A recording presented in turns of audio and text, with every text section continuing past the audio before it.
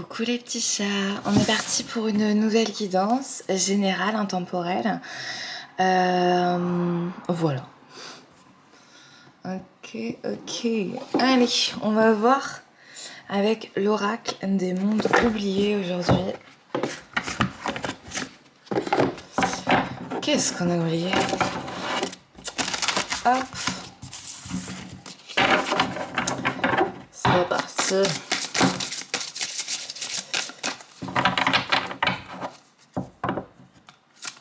Ok.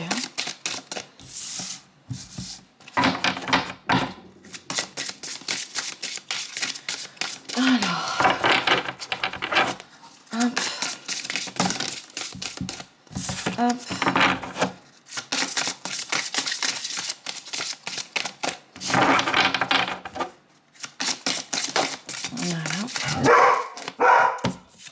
Hop. Donc on entendra son la chienne aujourd'hui. Elle est excitée ce matin. Hop. Ça et ça. Ce sera celle-là en deux decks. Ok. Alors, on a le monde des abysses, harmonie et fluidité émotionnelle. La messagère des Amazones retrouve la justesse en tout. Le monde des métamorphes, masques, illusions, projections. Le monde du silence, ton bruit, tes rêves, tes pensées. Chut, c'est non. Non. Le messager du chaos, assume tes ombres. C'est désagréable, désolée pour ça. Le monde des bâtisseurs, incarnation, construction, structure. Alors, on n'a pas encore fait la balade matinale et elle le veut. Et moi, j'avais vraiment envie de faire ce message. Et quand on veut deux choses différentes, que l'autre fait du bruit, ah, qu'est-ce que c'est perturbant, n'est-ce pas?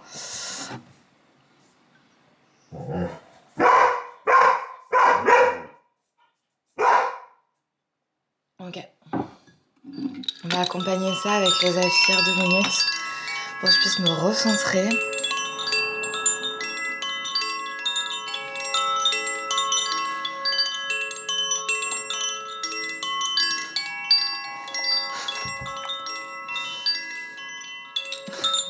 Franchement, je vous montre quand même.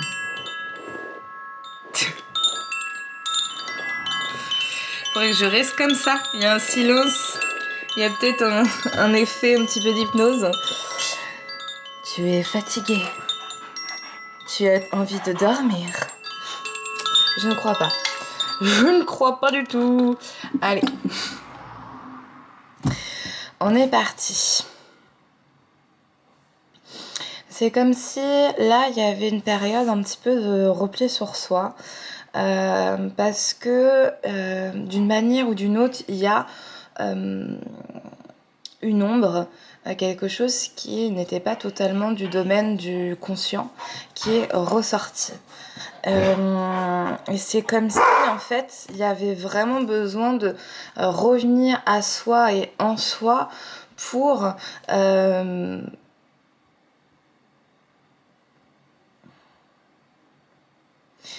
retrouver en fait un équilibre véritablement, parce que il y a ce phénomène d'avoir occulté en fait des parts de nous-mêmes qu'on n'a pas pu exprimer à plusieurs moments donnés et finalement qu'on a commencé à mettre de côté et mettre sous le tapis.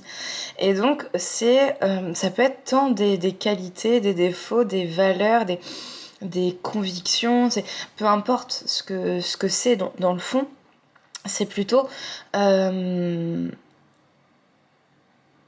tu vois, j'étais en train de lire hier les 4 accords Toltec.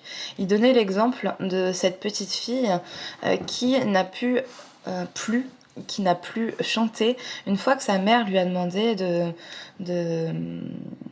de se taire et de lui dire qu'elle chantait mal. Donc chanter, c'est formidable. Sauf que si on a des retours négatifs sur comment on chante, comment on est dans notre corps, comment on est dans notre... dans voilà, qui on est, et ben au bout d'un moment, on va supprimer ces parties de nous-mêmes pour survivre. Et en fait, parce que émotionnellement, on a intégré en fait qu'on ne devait pas être comme ça parce que finalement ça emmerdait le monde. Donc, puisqu'on n'a pas envie d'être rejeté, on n'a pas envie de faire chier, et bah on va supprimer soi-même des petites parts comme ça. Et, et là, c'est de se dire, ces petites parts qui ressortent, et que tu les aimes ou que tu les aimes pas, eh ben, il y a besoin en fait de faire quelque chose avec et de les assumer, de se dire bah, c'est en moi aussi, tu vois. Et de les accueillir un petit peu comme un cadeau, quand on peut, comme on peut, finalement, et au rythme qui a besoin d'être pour revenir à soi et pour faire ressortir finalement sa pleine expression. Et c'est comme si il y avait un petit peu ce phénomène où tout ce qui était enfoui à l'intérieur, du moins des parties, est en train de ressortir à l'extérieur et pour retrouver en fait cet équilibre. Si on pense aux théories de Jung, on peut retrouver cette idée d'individuation. Je suis moi-même et mon intime conviction c'est que le plus beau cadeau qu'on puisse s'offrir à nous-mêmes, c'est de creuser pour aller chercher toutes ces parties de soi et être pleinement nous-mêmes, oser qui on est, avoir cette liberté d'être finalement. Et on a le monde des métamorphes, masque, illusion, projection. Moi j'ai deux choses et souvent je commence par la deuxième et j'espère que la première va me revenir. C'est comme si on projetait sur l'autre les qualités ou les défauts, ce qu'on aime, ce qu'on n'aime pas, ce qu'on a envie de voir chez nous, ce qu'on n'a pas envie de voir chez nous, c'est projeté sur l'autre à des degrés divers et variés. Par exemple, si je vais penser, bah ouais, mais lui, il fait beaucoup ça. Ouais, mais déjà, quand tu es en train de le dénoncer, tu es sans doute en train de le faire toi-même, ce que tu es en train de dénoncer. Première chose. Deuxième chose, c'est si ça te dérange au lieu d'être neutre, c'est qu'il y a quelque chose chez toi qui n'est pas réglé. Donc, tu as souffert de ça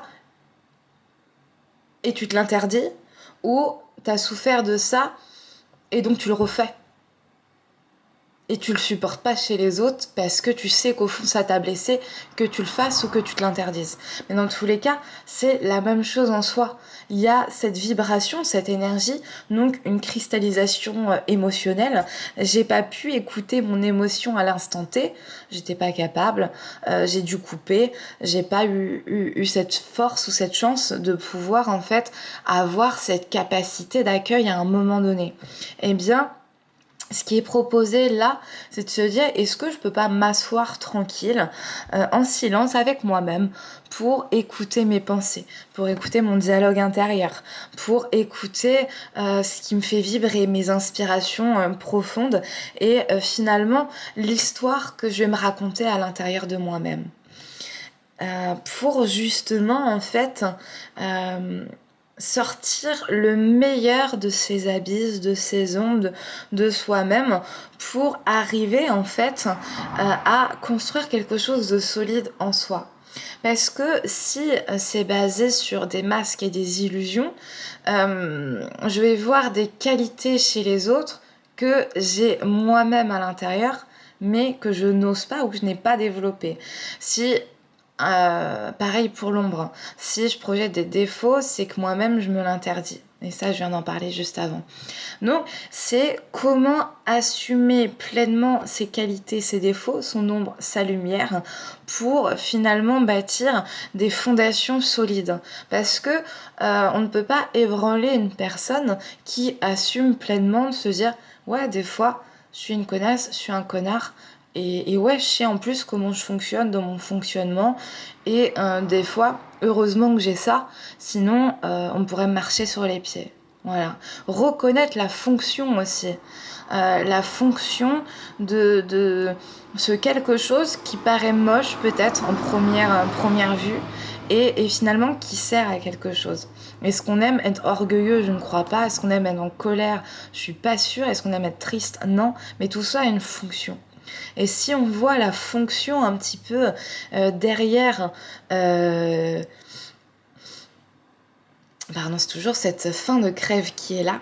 Si on voit cette fonction en fait derrière l'interprétation qu'on en est ou la perception que l'on a de ce qui est, déjà ça va neutraliser un peu peut-être les jugements, ça va neutraliser aussi la culpabilité ou la honte. Parce qu'on voit, ah oui, ça sert à quelque chose.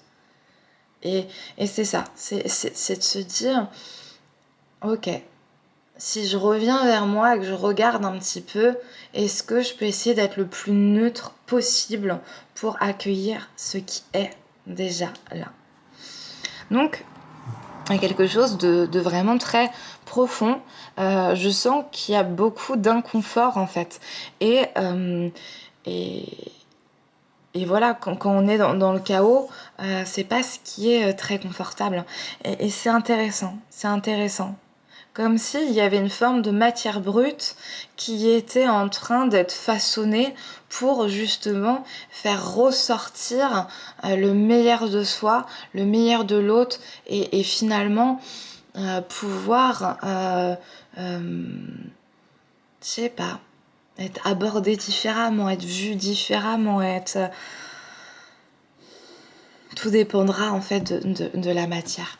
On va aller voir avec le monde de Ganesh et on va recouvrir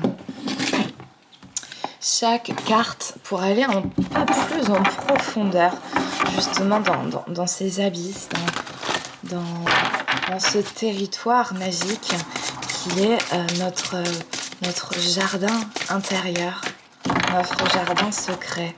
Allons voir ce monde des abysses. Qu'est-ce qu'il a à nous révéler aujourd'hui? Il a envie de nous dire quoi? Allez. Il a envie d'aller dire déjà, viens me chercher.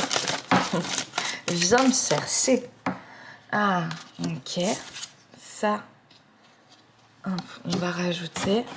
Il n'y avait pas spécialement besoin. Allez, on remet alors. Ok. Allez-y.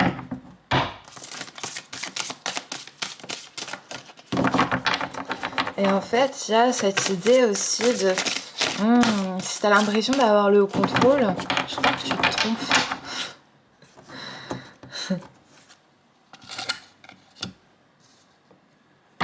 Faut de la persévérance.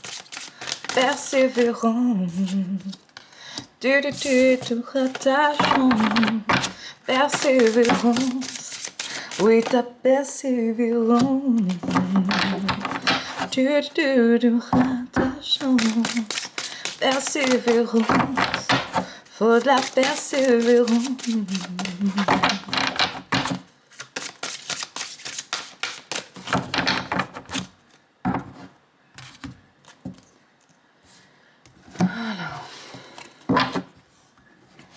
Ok. Donc, le monde des abysses, on a guidé. C'est comme si, en fait, avec l'intelligence de notre corps, de notre fonctionnement interne, aucune ombre, aucune abysse ne peut ressortir si on n'est pas prêt à l'affronter.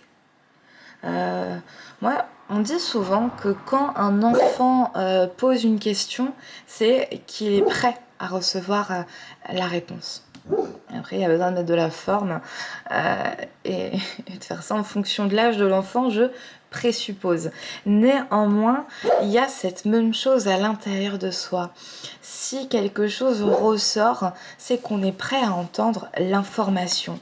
C'est comme si dans notre intelligence intérieure et l'intelligence de la vie de l'univers, de ses guides personnels, eh bien, il y avait en fait ce moi supérieur, notre âme, notre énergie, en tout cas quelque chose de non palpable qui nous dépasse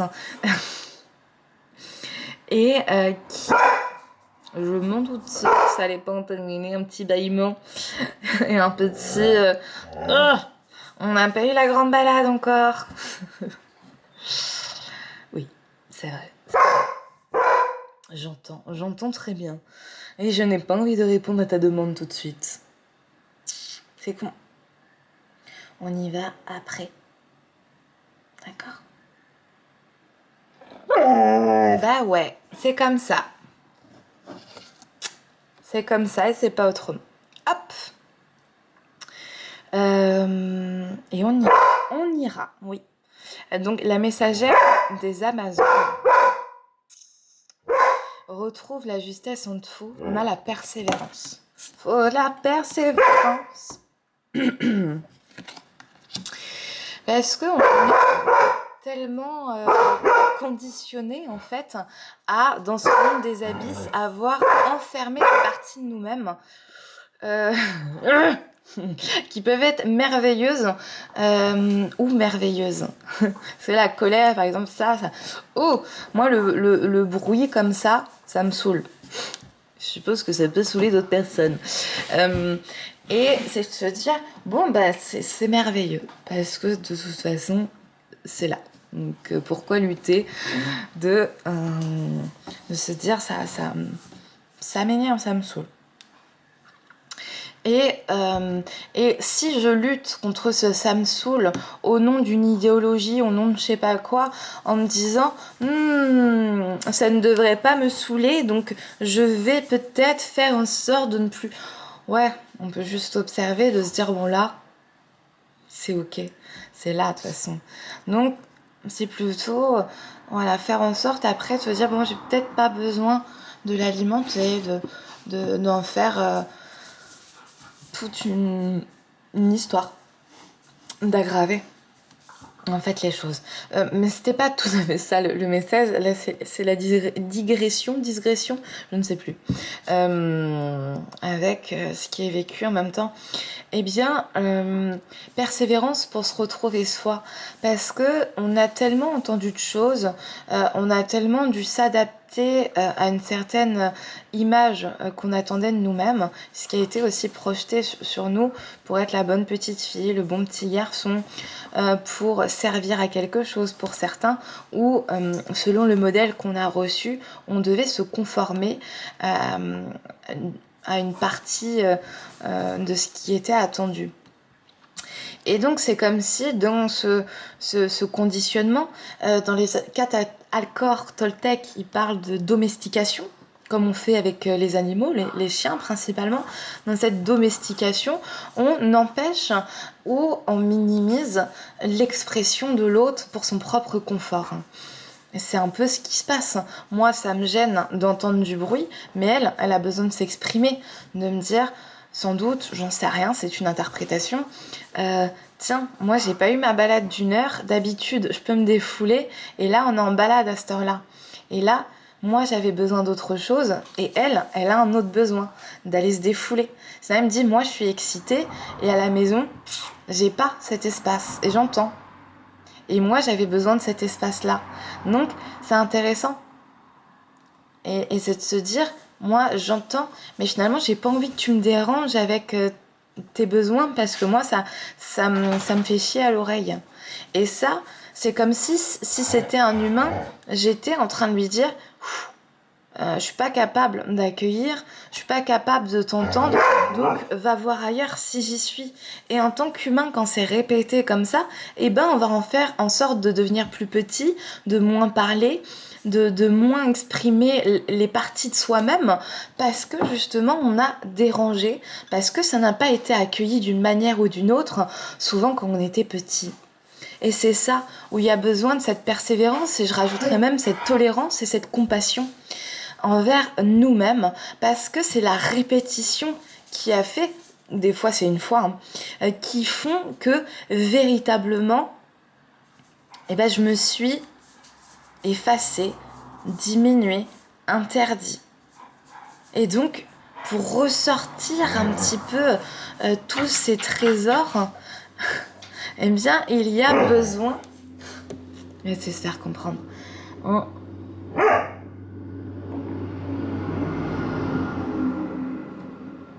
finalement de beaucoup de force et beaucoup de courage pour arriver à se regarder en face. Parce qu'on peut se dire, waouh, j'ai perdu tout ça de temps, waouh, c'était ça, et j'ai pas réussi. On peut se rajouter en fait du mal à quelque chose qui de toute façon était là. Et émotionnellement, c'est comme si, ouais, je crois pas que j'aurais pu faire mieux en fait, à ce moment-là. Le monde des métamorphes, se connecter à son intuition. Parce que le mental et l'ego peuvent réagir, peuvent surréagir, peuvent finalement nous emmener dans la roue du hamster à ne plus savoir et à tourner en rond. Alors que l'intuition, finalement, ce qui pousse à l'intérieur, c'est véritablement cette petite voix intérieure qui guide avec le corps, les émotions et l'ensemble de notre être pour se dire est-ce que ça c'est aligné, oui ou non? Est-ce que ça j'en ai besoin à cet instant ou qu'est-ce que j'ai besoin? Et aller chercher et puiser à l'intérieur de soi pour découvrir quel est le meilleur accompagnement pour moi-même. Et ça avec le monde du silence, c'est de se dire quelles sont les décisions et les choix qui sont alignés, qui sont en alignement avec finalement ma vérité intérieure du moment. Et c'est ça où on peut commencer à être en vérité, en sincérité avec soi-même. Parce que il y a quelque chose qui commence à être assumé. Ah, je crois qu'elle a envie de faire caca. Ça se sent, littéralement.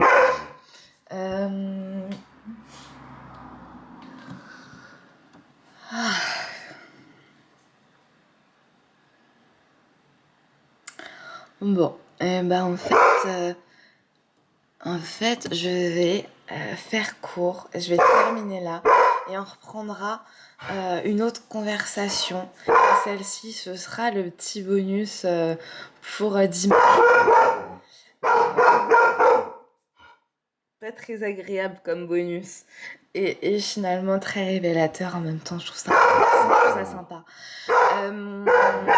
Donc sincérité, voilà, être plus en vérité avec nous-mêmes grâce finalement au chaos que nous offre cette vie en allant voir nos abysses, en déchirant un petit peu ce qui est à l'intérieur de nous pour y cueillir notre lotus intérieur, notre rose intérieure. Et c'est comme si c'était comme ça qu'on allait pouvoir retrouver notre innocence. Donc notre enfant intérieur et bâtir, c'est avec le monde du bâtisseur, incarnation, construction, structure, pouvoir véritablement retrouver qui l'on est dans la joie profonde, c'est en allant visiter finalement ses ombres, ses lumières et de l'assumer.